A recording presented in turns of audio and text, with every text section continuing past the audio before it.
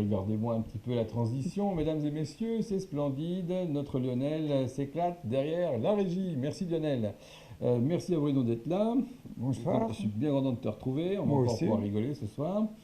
Ce soir, je précise quand même deux choses. La première, c'est que l'exposé va être terrible, je vous annonce. Ça sera certainement un des plus lyriques que nous ayons fait. Nous avons droit à un trilogue, comme on dit. Enfin, on va être trois à parler. Et pour du texte qui, croyez-moi, va aller très haut. Donc, on va toucher des sujets, par exemple Dieu dans la médecine, etc. Enfin bref, vous allez souffrir ce soir, je vous le dis. Et je voulais aussi, du coup, saluer notre petite Béatrice, qui est l'une de nos cousines, enfin du côté de Madame ma femme, mais c'est donc Béatrice qui a eu le malheur de venir ce soir pour demander un certificat, et qui du coup s'est fait harponner, puisque nous manquions désespérément d'une troisième personne. Donc merci d'être là et de faire la candide. Bonsoir et merci de m'avoir invité dans votre émission. Elle est trop chou. Et nous allons peut-être immédiatement embrayer, n'est-ce pas, sur les objectifs. Oui, alors Merci. c'est toi qui vas les dire, Edouard. Allez, je passe un peu, mais après, les gens vont râler, ils vont dire on n'entend que moi là-dedans. Alors, premièrement, évidemment, on va quand même vous exposer le titre de la publication, parce que notre ami Bruno n'a pas hésité à mettre Esculape dans la balance. Alors, qui est Esculape? Qu'est-ce qui fait ce gars-là? Pourquoi la balance? Vous voyez, ça va être assez terrible, et la référence à Esculape va vous apparaître dans un instant. C'est très important.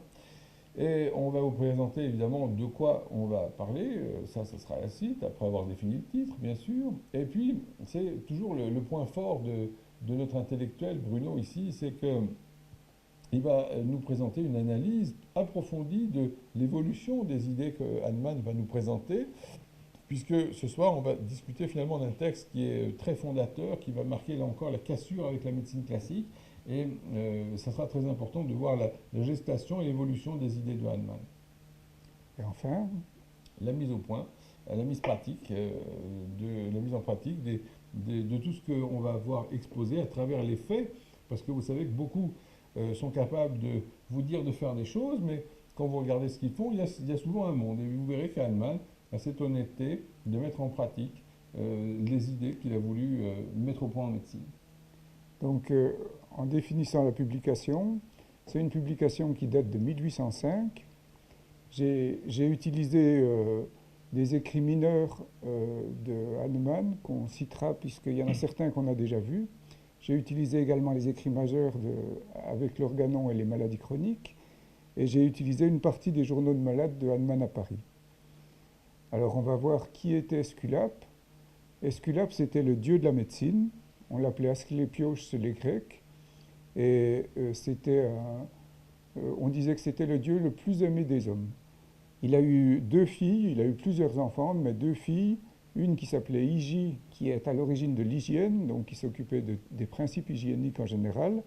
L'autre qui s'appelait Panacée, qui soignait les malades par des simples. Les simples entendaient par là des plantes uniques qu'elle donnait une à la fois. Et les descendants d'Esculape ont fondé dans des temples qui s'appelaient les Asclépiades, des centres de traitement où les malades venaient pour faire des cures. Alors il y avait des traitements médicamenteux, il y avait une étude de rêve, il y avait une psychothérapie, il y avait des repos, des cures hygiéniques diététiques. C'est resté quelques siècles pendant la période, les siècles avant Jésus-Christ, quoi, je Le tout, pense. il faut rappeler le tout à nos auditeurs, le tout à la sauce divine, c'est-à-dire Voilà, que la c'est ça. médecine, c'est encore... le médecin est encore le sorcier, le médecin est finalement une sorte de prêtre pour nous mettre en communication avec la divinité qui veut s'exprimer à travers les rêves. On n'est pas du tout à la notion psychanalytique actuelle de l'interprétation du rêve comme message de l'inconscient. Le rêve est le médium utilisé par les dieux pour communiquer avec les humains à cette époque. Voilà. Et puis donc le contenu du texte m'a conduit à mettre en balance l'influence humaine et l'influence divine en médecine d'une part, ensuite le doute et la conviction selon Hahnemann d'autre part. Donc on passe au deuxième objectif, on va présenter sommairement Esculape dans la balance, avec les autres objectifs en dessous. Alors Esculape dans la balance, cette publication se présentait sous forme de conversation intérieure une réflexion sur l'art médical et non sur la pratique de Hahnemann. Hahnemann débuta son écrit sur un doute. J'étais sur le point de croire que l'art médical tout entier était vain et incapable d'amélioration. Et là, on va commencer un jeu de rôle. Alors, voici Hahnemann qui s'adresse à l'homme. Propos, Dieu sait, encore partagé par beaucoup de nos concitoyens et contemporains. Alors, je fais Hahnemann. On va réserver le beau rôle. Et pourtant, dit Hahnemann, ô homme, que ton origine est noble, ta destinée grande et divine, le but de ta vie élevé. N'es-tu pas destiné à te rapprocher par les sentiments qui rendent heureux, par des actions qui anoblissent l'homme et par des connaissances pénétrant l'univers, du grand esprit qu'adorent les habitants de tous les systèmes solaires? Est-ce que le souffle divin qui t'anime, qui t'inspire des actes si élevés, est destiné à te rendre privé de secours et invariablement opprimé par ces dérangements mesquins du corps que nous nommons les maladies? Réponse de l'homme. Oh non, le Dieu de bonté, lorsqu'il a permis de blesser ses enfants, dut aussi avoir déposé une connaissance par laquelle chaque tourment pouvait être atténué ou détruit. Mettons-nous sur les traces de cet art le plus noble de tous, qui épargne la très fragile espèce humaine. Il est possible, cet art qui rend heureux. Il doit être possible. Il doit même déjà exister. Ce qu'il y a de certain, l'art de guérir existe, mais pas dans nos têtes, pas dans nos systèmes. Hahnemann exprima alors ses doutes et ses convictions sur la guérison médicale des malades. Ne voit-on pas tous les jours des gens qui recouvrent la santé ? Je pourrais examiner point par point toute la série des maladies aiguës, et je trouverai que les guérisons de tous ceux qui furent traités d'après des méthodes opposées ne sont pas des guérisons, mais des retours spontanés à la santé.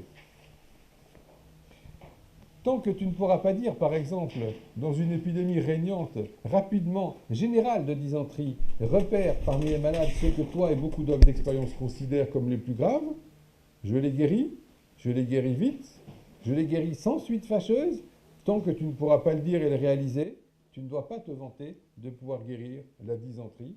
Tes guérisons ne sont que des guérisons spontanées. Le médecin de l'école officielle.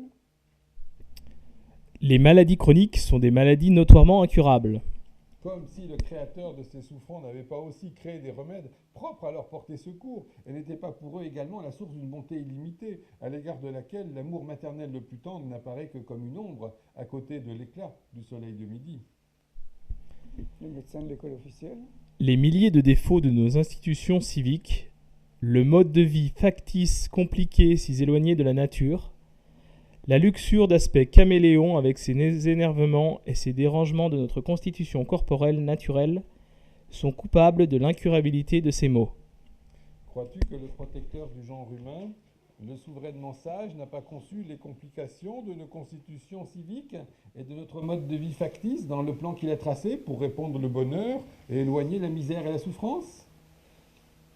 Si un malade chronique est guéri par un médecin diplômé ou un charlatan, aucun ne sait, pour les temps à venir, abstraire une vérité générale valable, une méthode d'aide pour les cas futurs appropriée, sûre, jamais défaillante. On voit simplement qu'un art de guérir secourable est possible, mais on est convaincu dans ce cas, comme dans des centaines d'autres, que l'art de guérir n'est pas parvenu au rang de science. L'art de guérir, art divin, qui, comme le grand agent de la nature, doit produire les plus grands effets d'une manière simple, douce et inaperçue, avec les plus petits moyens.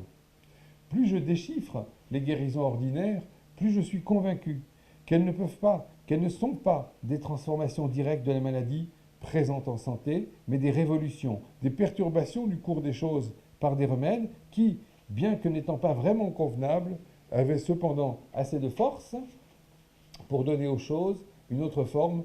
Voilà ce qu'on appelle les guérisons. Question de l'homme. Mais comment se fait-il qu'un art aussi indispensable que la médecine ait fait si peu de progrès pendant les 35 siècles écoulés depuis Esculape ? Jamais on ne fut plus près de la découverte de la médecine qu'à l'époque d'Hippocrate. Dans son talent d'observation pure, aucun médecin qui l'a suivi ne l'a surpassé depuis. Seule une branche principale de la médecine manquait encore à ce bien-aimé de la nature, sans quoi il aurait possédé l'art tout entier, la connaissance des remèdes et de leur usage. Réflexion de l'homme. Mais depuis l'introduction de l'imprimerie, les sciences préliminaires du médecin, l'histoire naturelle et la physique en général, comme l'anatomie du corps humain, la physiologie, la chimie et la botanique en particulier, se sont grandement améliorées. Oui, mais le médecin a été de tout temps isolé, je devrais dire abandonné par ces sciences auxiliaires hautement vantées, abandonné par ces explications hyperphysiques et ces systèmes spéculatifs. Que faire demande le médecin aux oracles. Profond silence. Et les oracles se taisent encore jusqu'à nos jours, dans la plupart des cas.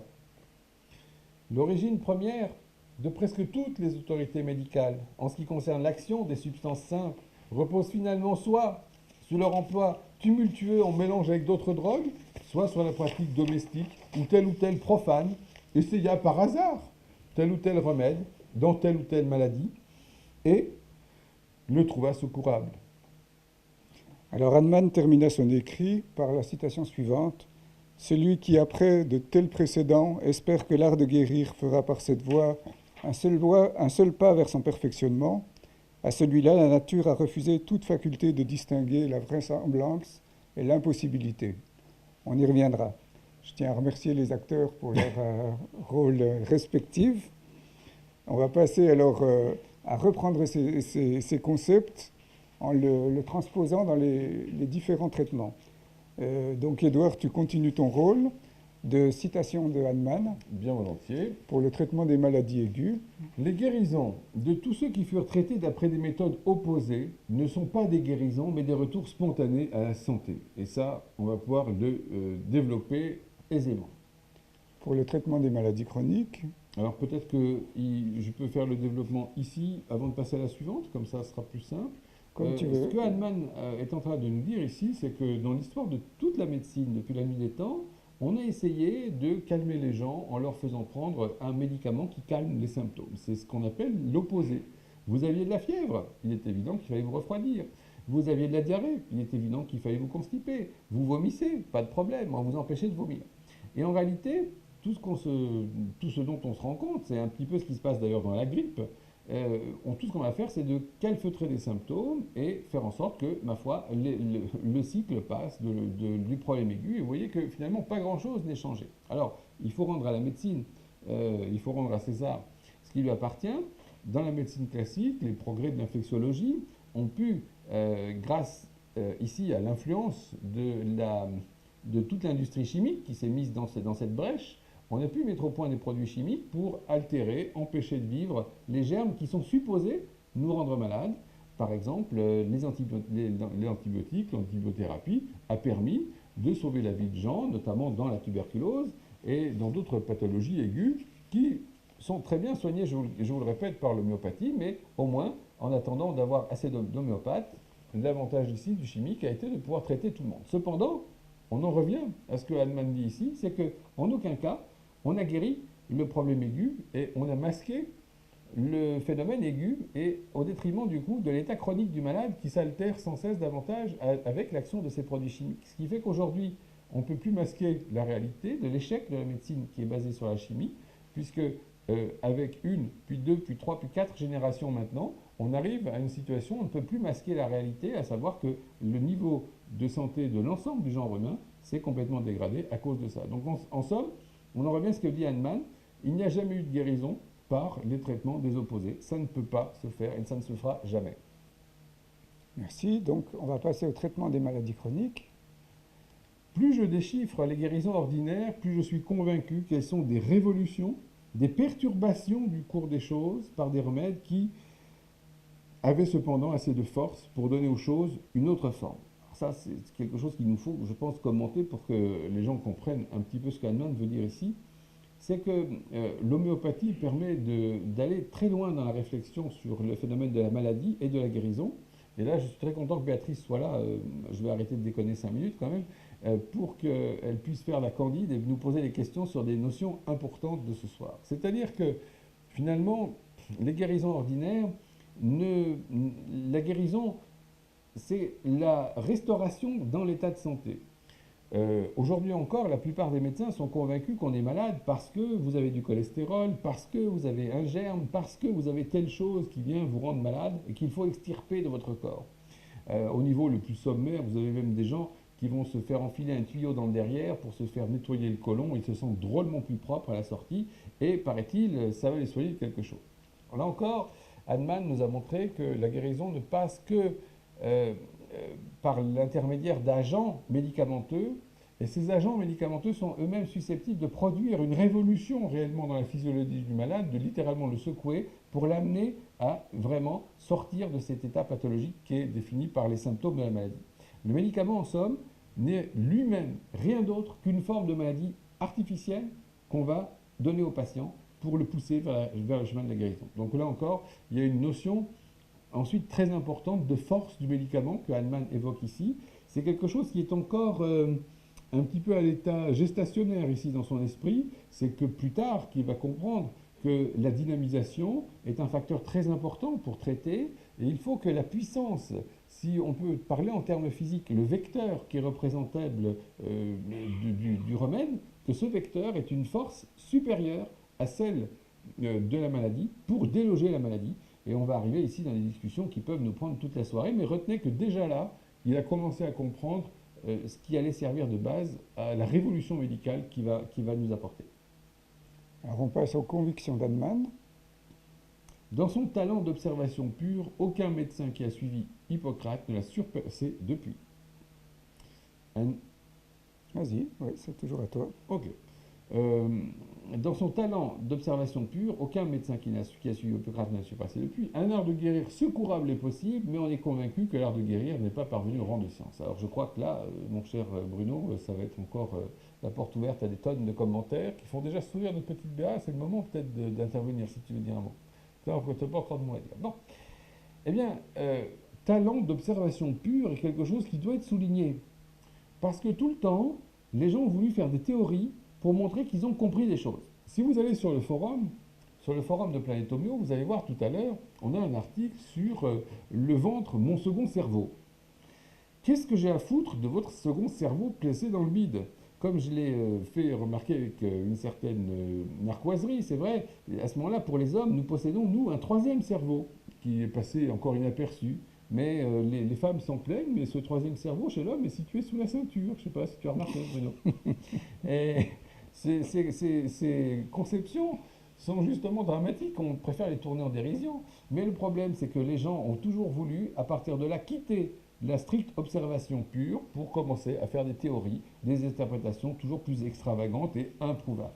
Et donc, le résultat, c'est que dès qu'on s'est écarté du chemin d'Hippocrate qui a été un des premiers à mettre, là encore, juste l'observation en avant, on est arrivé dans la conviction que la médecine ne pouvait pas être une science, qu'on ne pouvait faire que du bricolage, qu'on pouvait faire que des théories et du baratin. Et par conséquent, Hahnemann est là, convaincu qu'il existe forcément un art de guérir. Et nous l'a prouvé après. Et donc on passe à l'influence humaine en médecine. Là c'est moi qui vais parler, parce que ce n'est pas des citations pures, mais c'est ce que dit le texte. Le médecin ne doit pas attendre une aide des dieux pour guider son traitement, et le médecin doit refuser la fatalité de l'incurabilité des maladies chroniques. C'est-à-dire que la plupart des médecins homéopathes depuis Hahnemann ont traité des patients qui avaient été abandonnés par la médecine officielle et qu'on prenait en charge malgré tout, même à des états où la médecine avait baissé les bras. Surtout que c'est un rappel pour nous, pour que les auditeurs comprennent bien qu'il y a une sorte de dévoiement actuel de l'homéopathie, dans une sorte de déconfiture, de décadence, où les gens confondent homéopathie et recherche spirituelle. L'homéopathie, c'est de la médecine.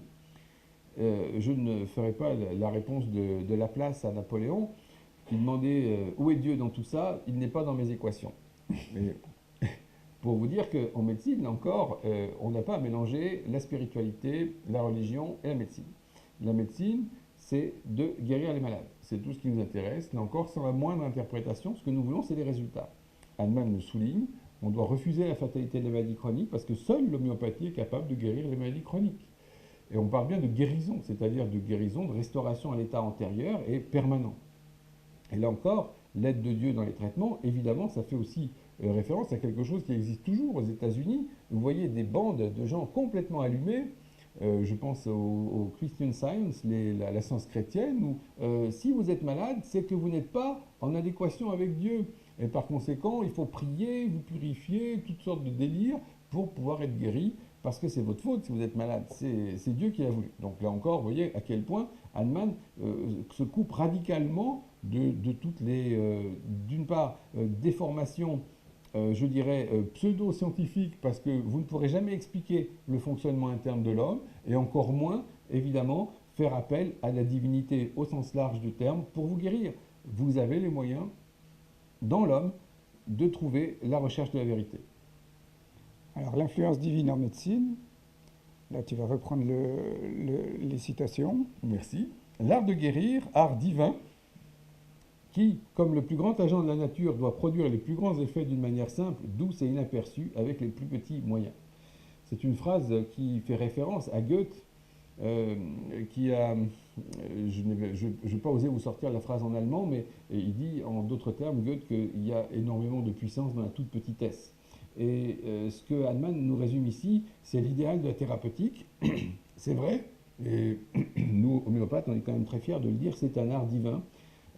On a notion ici d'art dans le sens que toute science représente évidemment un certain nombre de données, de phénomènes qu'on va étudier, mais ensuite la mise en œuvre de tout ça va faire forcément intervenir une dimension artistique.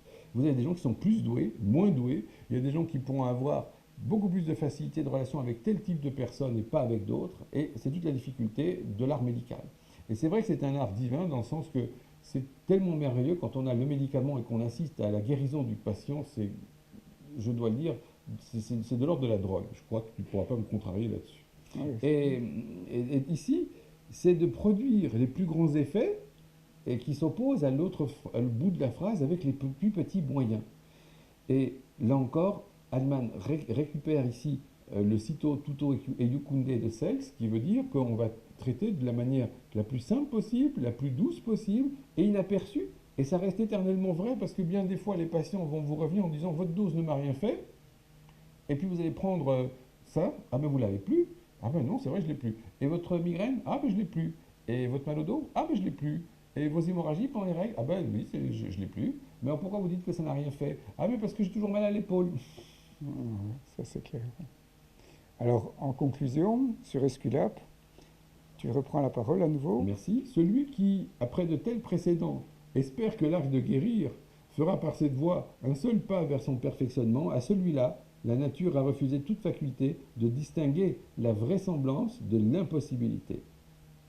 Et donc, en plus, dans le texte, il y avait une violente critique des pharmaciens, que je n'ai pas restituée parce qu'il y avait un aspect polémique Terrible, inutile, hein. quoi. Terrible.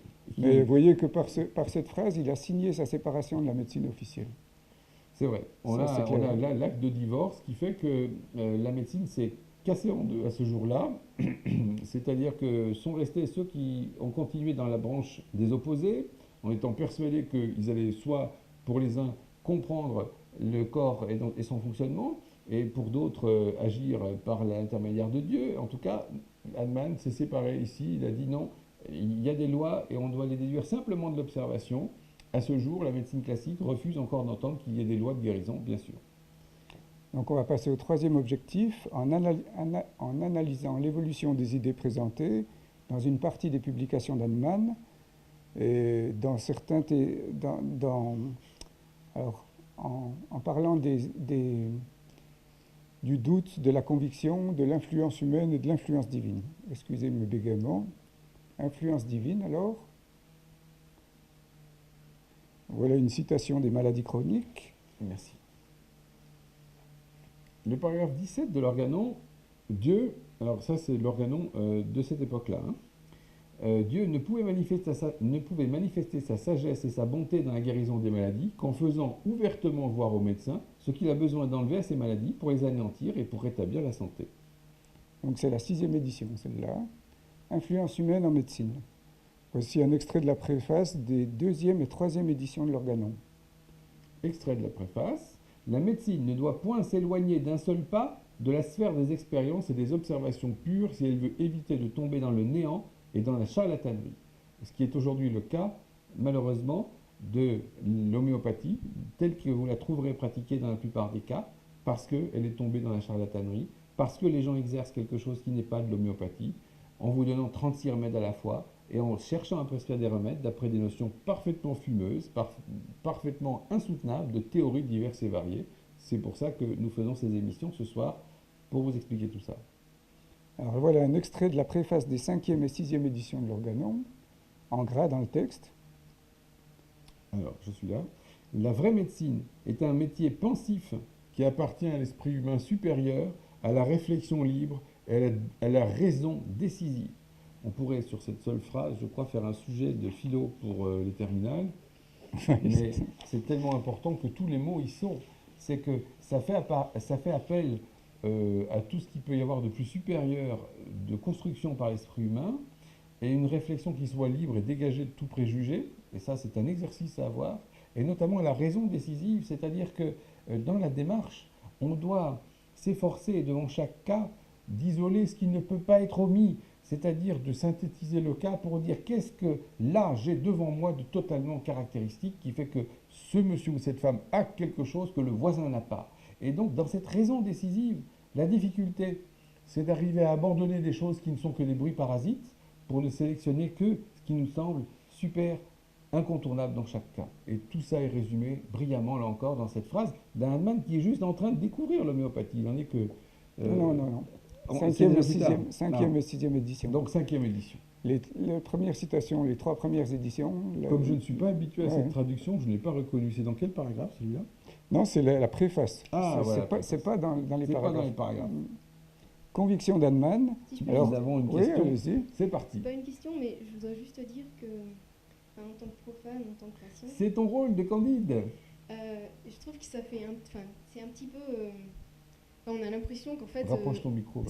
c'est presque impossible d'arriver à la vraie médecine puisque c'est donné à l'esprit supérieur, c'est-à-dire qu'on a l'impression que pour être un vrai médecin, il faudrait presque arriver à un âge avancé. C'est exact.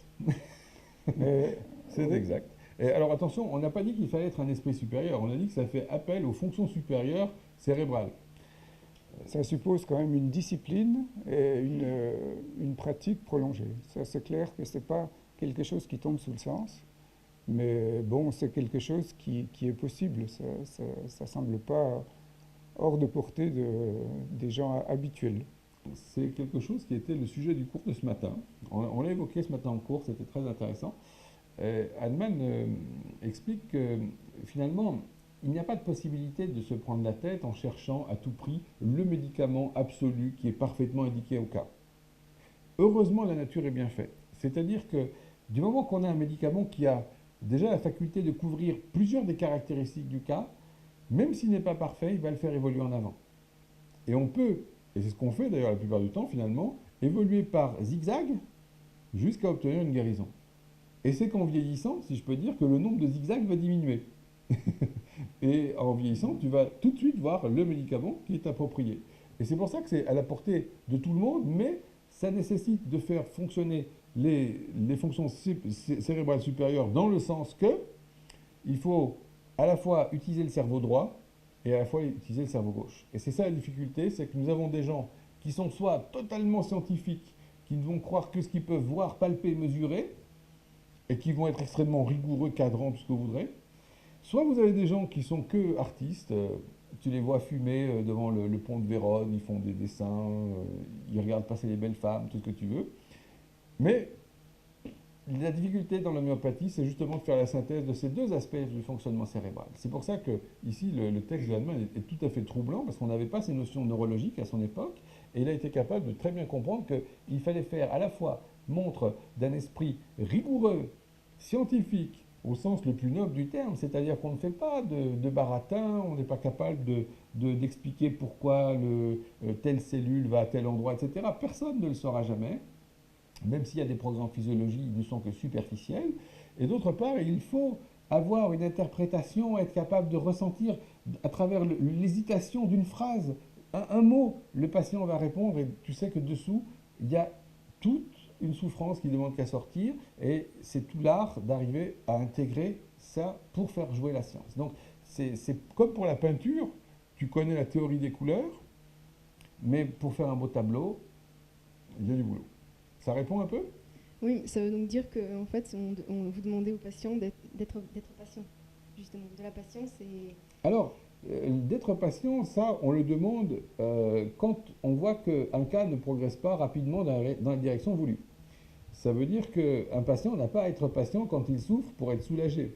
Quand on a un patient qui arrive avec une crise de colite néphrétique, il doit être soulagé dans les 2 à 3 minutes qui suivent. Voilà l'effet du médicament homéopathique. Quand on a un patient qui est malade dans un problème aigu, il doit être soulagé dans les quelques minutes ou quelques heures qui suivent.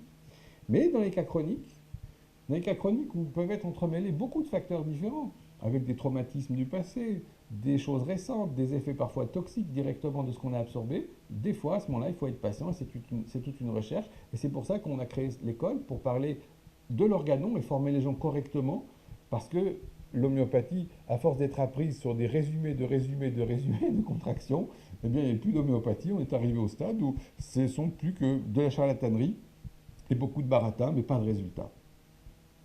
On va repasser aux convictions d'Hahnemann. Alors là, on va parler d'un texte qu'on avait déjà présenté auparavant, qui s'appelait « Les obstacles à la simplicité et à la certitude sont-ils insurmontables ?» Ma meilleure conviction, c'est la plus haute loi du médecin, la simplicité.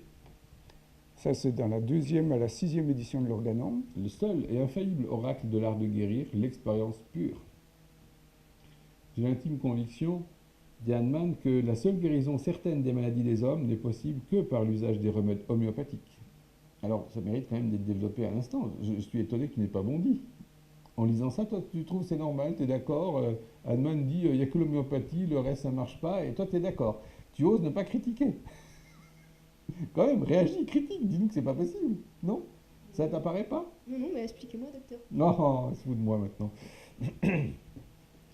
Comment Hahnemann peut écrire une chose pareille? Nous dire que en dehors de l'homéopathie, il n'y a pas de guérison possible. Eh bien, c'est clairement facile à démontrer pour la bonne raison, et je vais le faire en 2 mots, vous allez comprendre, c'est que lorsque on tombe malade, l'expérience pure, chapitre à l'avant, et la simplicité de l'observation vous montrent que quand vous êtes malade, ça se caractérise par une totalité de symptômes. Quand vous allez voir un médecin, c'est pour un symptôme qui vous dérange le plus, et que, héritier de la médecine classique, le confrère va s'efforcer de détruire le symptôme qui vous dérangeait. Jusque-là, tu me suis. Ce symptôme est le plus saillant d'un ensemble de symptômes que présente le patient et qui caractérise ce que nous appelons en homéopathie la totalité. Donc, premier constat, cette médecine qui s'acharne à traiter un symptôme isolément n'a aucun sens. Elle n'est pas scientifique, puisqu'elle n'est pas conforme à l'observation des phénomènes. Bien au contraire, l'observation des phénomènes vous montre que s'il y a un ensemble de symptômes, il va falloir choisir le médicament en fonction seulement de cet ensemble de symptômes. Oui? Et si tel est le cas, la question qui va se poser, c'est que, premièrement, quand on va traiter sur un plan purement allopathique, quel qu'il soit, avec des plantes, du venin, des drogues, de ce que vous voudrez, vous allez traiter un symptôme. Et ce faisant, vous allez faire taire l'expression d'une parcelle de cette totalité, et en faisant cela, vous allez déstabiliser l'ensemble et finalement enfoncer le niveau d'énergie du cas et rabaisser le niveau de santé du patient. Et donc la seule forme de médecine qui permette de rétablir la santé, c'est de donner un médicament qui va traiter la totalité des symptômes, améliorer le niveau d'énergie, et ça s'appelle l'homéopathie. Il n'y a malheureusement pas d'autre choix. Oui, mais est-ce que toutes les maladies sont guérissables grâce à l'homéopathie?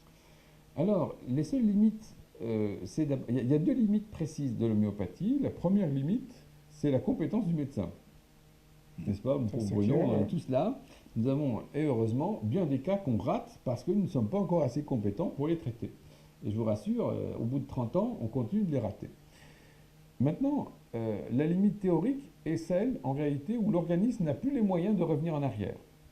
Et on a pour ça une classification des niveaux de santé qui est assez commode, en 4 groupes, A, B, C, D, qu'on peut facilement distinguer. Par exemple, vous qui nous écoutez ce soir, vous allez vous poser une question très simple. Vous allez vous dire, mais quand est-ce que c'est la dernière fois que j'ai eu de la fièvre? Cette capacité à faire de la fièvre est directement corrélée avec un système de défense qui est encore compétent, qui va être capable de produire un état fébrile et de réagir à une agression externe. Et vous verrez que la plupart d'entre vous, malheureusement, vous allez nous dire « Ah ben oui, c'est vrai, ça fait des mois, des années que je n'ai pas eu de fièvre. » Et vous vous considérez en bonne santé. Et ce n'est pas le cas, c'est justement que vous êtes déjà dans une maladie chronique, c'est forcé, et plus vous serez dans une maladie chronique clairement déclarée, et moins vous serez susceptible de faire de la fièvre. Faites cette simple observation. Et donc, quand les gens, malheureusement, arrivent dans un état de plus en plus dégradé, où les a poussés la médecine classique, parce qu'à force de ne prendre que des traitements suppressifs, palliatifs, qui vont viser de traiter un symptôme, vous allez dénaturer toujours plus la réponse du système de défense, et vous allez enfoncer les gens à des niveaux où, malheureusement, il n'y aura plus de thérapeutique pour les en sortir, en supposant qu'il y ait un médecin suffisamment compétent pour le faire, et ils doivent se compter sur les doigts de la main, sur la surface du globe, je le crains, à l'heure actuelle. Ça répond à ta question ? Oui, mais ça veut dire que la seule façon d'être en bonne santé, c'est de soigner un enfant dès la naissance à l'homéopathie et sur toute sa vie. Oui. C'est-à-dire qu'il est urgent que la médecine devienne homéopathique pour que les enfants soient pris en charge d'emblée par l'homéopathie, déjà au niveau de la naissance, et même avant, suivi de la grossesse, et qu'ensuite, ces enfants, tu imagines comment pouvait être le petit Hitler? Est-ce que tu imagines comment pouvait être le petit Staline?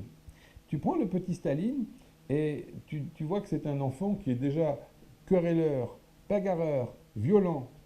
Et tu te rends compte que c'est un enfant qui déjà grince des dents en dormant. Fort probable. Tu te rends compte que cet enfant transpire de la tête en dormant. Tu lis les biographies et tu vas être époustouflé de voir toutes ces choses-là. Et tu vas dire, mais attendez, monsieur Staline, vous êtes héritier d'une lignée de syphilitiques. C'est un autre aspect des choses sur notre compréhension, sur notre modèle de pensée des maladies chroniques. Il est évident que si Staline avait eu Mercurius pendant toute son enfance, il n'aurait pas été le monstre qu'il est devenu. Donc l'homéopathie est la solution à tous les problèmes. La solution pour le problème médical. Après, c'est aux hommes et aux hommes seuls de concevoir leur société, ce qu'ils veulent faire de leur vie. Et on en revient à ce que dit brillamment Hahnemann, c'est que l'homéopathie permet de libérer, parce que la maladie, c'est une forme de prison, d'emprisonnement, et la médecine classique ne fait que t'emprisonner plus parce qu'elle te transfère d'une maladie toujours superficielle vers une maladie toujours plus profonde. Et en fait, la médecine classique maintient l'homme, l'humanité, dans une prison toujours plus étroite. Et quand l'homéopathie amène au stade de guérison, oui, on récupère des degrés de liberté. Et c'est pour ça que l'homéopathie n'est pas un développement spirituel, l'homéopathie n'est pas une révélation mystique. L'homéopathie, c'est de la médecine pour justement faire en sorte que l'homme puisse aller vers la destinée qui est la sienne. C'était ce que Hahnemann disait dans son apéritif. Et tu vois, le sens d'un génie, il a travaillé jusqu'à l'âge de 88 ans. C'est absolument épouvantable. Il veillait encore une nuit sur deux à cet âge-là. On va passer au doute d'Hahnemann maintenant. Et on va parler d'un texte qui s'appelle L'Observateur médical, qui est un texte d'introduction de la matière médicale pure. Alors, la froideur, le calme et la fermeté du jugement de l'observateur médical doivent être gardés sous surveillance d'une défiance constante de notre intelligence. Oui, donc ça, on va en reparler quand on parlera de l'écoute médicale, selon Hahnemann. Et Hahnemann a douté dans la partie théorique des maladies chroniques que ses contemporains puissent ajuster. Alors, Hahnemann a douté dans la partie théorique des maladies chroniques que ses contemporains puissent apprécier la justesse de sa doctrine. C'est vrai, mais on verra que si on parle un peu des maladies chroniques, il s'est pas remis en cause lui-même sur les faiblesses de son texte. Donc, on peut dire aussi que on reviendra un peu sur les autres concepts, mais il était devenu de plus en plus intransigeant avec l'âge, quoi. Quatrième objectif, il avait de plus en plus de détracteurs et d'ennemis, donc il se retranchait vis-à-vis de ça. On va essayer de mettre en pratique les idées mises en balance à partir des témoignages, de la lecture des journaux de malades, pour voir comment ça se faisait en pratique. Alors on va commencer par le témoignage d'Ernest Le Gouvet, qui était un ami, un écrivain et un patient d'Hahnemann. Un académicien de renom, c'est voilà. Étonnant. Hein. Donc il disait, tout en Hahnemann respirait la conviction, la passion, l'autorité, et il ne se regardait que comme un ministre qui contresigne les ordres de son maître, sous-entendez par là Dieu, quoi. Donc les gens qui l'ont consulté gardaient une impression forte de ce personnage, quoi. Ça, c'est un portrait d'Hahnemann par un de ses patients, qui était aussi un de ses amis. Et voici un extrait d'une lettre d'Hahnemann à Staff en 1827, que je te laisse lire. Je n'ai plus d'autre désir que de pouvoir présenter au monde d'une manière digne le bien que l'être suprême m'a laissé trouver, je peux dire révéler, pour soulager les souffrances des gens. Alors bon, là, on voyait qu'il était quand même très croyant et, et que l'être suprême, c'était peut-être une notion maçonnique aussi qu'il utilisait en pratique. Sans le moindre doute, mais Ouais. c'était une époque où la maçonnerie n'était pas devenue non-croyante, athée et compagnie. Ouais. Et c'est tout à fait normal dans ce qu'il exprime ici. Euh, Là encore, c'est une époque où il faut bien recadrer dans le contexte jusqu'au début du XXe siècle. On n'hésite pas à faire des références, parfois à la Bible, parfois à Dieu, etc., jusqu'à ce que la laïcité, j'ai failli dire finalement l'athéisme, l'emporte au début du XXe siècle.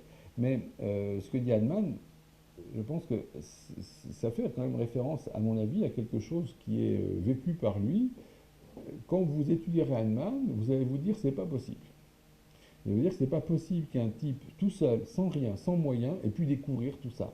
Pour nous, enfin en tout cas pour moi, et ce que je veux dire n'engage évidemment que moi, dans ma perception d'homme qui a étudié, qui a essayé de comprendre Hahnemann, et qui le fait depuis que j'ai l'âge de 15 ou 16 ans, j'en ai 52 depuis le 20 janvier passé, eh bien je suis persuadé que Hahnemann a une sorte de révélation prophétique. Toute proportion gardée, quand vous avez Fleming qui découvre la pénicilline, comment voulez-vous que... Mettez-vous à la place de Fleming, il a une boîte de pétri, il y a des germes qui poussent là-dedans, et à un endroit, il y a un rond, il n'y a pas de germes. N'importe qui aurait dit, mais l'expérience est foirée, je balance la boîte à la poubelle. Et à un moment donné, il y a une inspiration qui dit, ah, qu'est-ce que ça veut dire? Il y a un sens à ça. Et Hahnemann est allé 1000 fois plus loin que ça, et à mon sens, vous ne pouvez pas le faire si vous n'êtes pas guidé. Et ça, c'est ma conviction personnelle, entre parenthèses, c'est tout ce que je voulais dire. On va prendre des extraits de journaux de malades. Donc vous voyez, ça c'est des conseils hygiéniques d'Hahnemann à ses patients. Ne doit pas prendre de bain de pied, doit se reposer après chaque repas, une demi-heure à trois quarts d'heure avant de marcher ou de faire un travail de tête. Continuer d'éviter le café et le thé, se faire assez de promenades. Doit éviter de prendre une autre médecine sans accident bien grave. Donc vous voyez, les conseils d'Hahnemann étaient quand même assez développés. Et c'est vrai que certains ont perdu un peu de leur impact, d'autres gardent encore de leur valeur. Tu prends du pain de pied de temps en temps? Non, non, jamais. Alors là, c'est un extrait de Journal de malade pour vous montrer un petit peu les doutes d'Hahnemann. C'est-à-dire que vous voyez ici en allemand, avec la flèche, je ne sais pas si vous le voyez, une note répertoriale allemande où il essaie de trouver des malades, des remèdes utiles pour sa prescription à partir d'un mot qui s'appelle Sodbrennen, qui veut dire pyrosis. Et donc il cherche ces remèdes. Après, il reprend tous les remèdes qu'il a prescrits dans l'ordre inverse de leur prescription. Et puis finalement, il décide de lui faire, en fonction des remèdes précédents, de lui faire respirer Mercurius solubilis en 18 CH et de lui faire prendre 3 placebos. Et il pense qu'au vu de l'ensemble des remèdes prescrits et de l'évolution du cas, il prescrira sulfure en 24 CH à la prochaine prescription. Donc les doutes, c'est un aspect constant de la prescription d'Hahnemann, où il remet en cause sa prescription sans arrêt par rapport à ses notes répertoriales, par rapport aux remèdes précédents, par rapport à l'état du malade. On va revenir sur des convictions thérapeutiques d'Hahnemann. Vous voyez que là, vous avez une note répertoriale en français, cette fois-ci, qui s'appelle Élancement brûlant, avec différents remèdes, baritacarbe, Sina, Digitalis, Platina, Pulsatilla et le pôle sud de l'aimant. Il prescrit Platina en 30 CH, et il faut déplacer un peu la diapo sur le côté pour qu'on voit. Et il y a marqué grand soulagement, et vous voyez 2 points d'exclamation avec Platina comme efficace, comme remède de guérison des élancements, des élancements et des brûlures dans les membres. Donc ça, c'est la manière de voir les symptômes soulagés par le remède.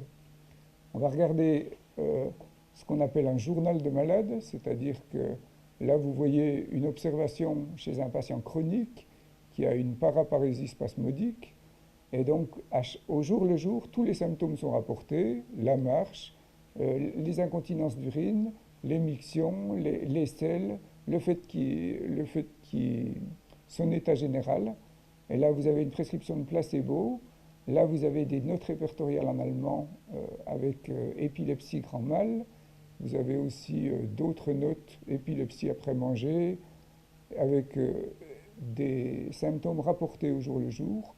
Et là, vous avez à nouveau ce que je vous avais montré tout à l'heure, une récapitulation de tous les symptômes prescrits auparavant pour savoir sur quoi il va prescrire pour la suite. Donc c'est pour vous montrer que les convictions d'Hahnemann, c'était vraiment une discipline de travail et on ne trouvait jamais de référence à Dieu ni à une instance divine. En conclusion générale et provisoire, les principales convictions d'Hahnemann, à la fois dans ses écrits et dans ses journaux de malades, étaient la simplicité et l'expérience. Vous avez vu qu'il y avait une continuité entre les publications, les témoignages et la pratique médicale, et que la qualité de ses observations supposait des qualités personnelles importantes pour sa pratique médicale. Est-ce que l'art médical actuel est devenu une science ? Je crois qu'Édouard a voulu répondre tout à l'heure. Moi, je garde le point d'interrogation. Et est-ce que l'homéopathie est la seule voie possible de guérison des maladies ? Je n'en suis pas sûr non plus. Il faudrait compléter la phrase pour dire « seule voie possible de guérison des maladies par des agents thérapeutiques ». Parce qu'effectivement, tu peux, je pense, guérir des maladies de bien d'autres façons. Voilà, les Indiens nous l'ont montré. Il y a certainement des guérisons spirituelles et par d'autres moyens qui ne sont pas par les agents thérapeutiques. Mais l'homéopathie et la relativité générale de ce qui se passe dans l'organisme quand vous avez une substance active qui est introduite dedans. Vous avez des guérisons par l'acupuncture, ça en aussi, oui, je pense. Vous avez des guérisons par peut-être certains états modifiés de conscience, de pensée. Mais là, ce n'est pas de l'homéopathie, ce n'est pas de la médecine par l'administration de médicaments. Donc c'est pour ça que je crois qu'il faut compléter cette phrase, que Hahnemann le dit clairement dans l'organon, il n'a pas la prétention, et nous n'avons pas la prétention de vous dire l'homéopathie, c'est la seule façon possible de guérir, mais l'homéopathie, c'est en effet la seule façon possible de guérir par des agents thérapeutiques médicamenteux. Ok. Et je trouve que notre Candide, elle a très très bien bossé, hein, parce que ça a été au débeauté. Hein, tu as encore des questions, peut-être pour... Merci. Plus le moindre doute, tout est clair. Tu as été super, hein, je tiens à te remercier, vraiment c'est super sympa de t'être dévoué comme ça. Il nous fallait quelqu'un et Béatrice est arrivée, elle a été envoyée par son petit certificat. Je voulais remercier Lionel à l'arrière qui a magnifiquement jonglé avec tout, qui nous a prêté sa voix aussi pour ce soir. Et puis vous remercier d'avoir suivi une conférence qui était, je dois dire, un peu chaude hein, ce soir. Difficile. C'était d'un très très haut niveau, un très très haut niveau. Je crois que ce qui a été dit, les textes qui ont été lus, méritent d'être relus, compris, médités. Et je vous en prie, posez des questions sur le forum, sur tout ce qui pourra vous venir à l'esprit, critiquez, traitez-nous de dingue. Je vous en prie, on est là pour répondre à tout ça. On a l'habitude, au bout de 30 ans de sarcasme qu'on essuie à longueur de temps. Donc on est là à votre disposition. Et puis je vous dis à bientôt pour la prochaine émission qui aura lieu quand, Bruno? Je ne sais plus. Jeudi de la semaine prochaine. Jeudi de la semaine prochaine. Voilà. Béatrice, encore un grand merci à toi. Et Lionel, je crois que tu peux refermer les couvercles. C'est tout pour ce soir.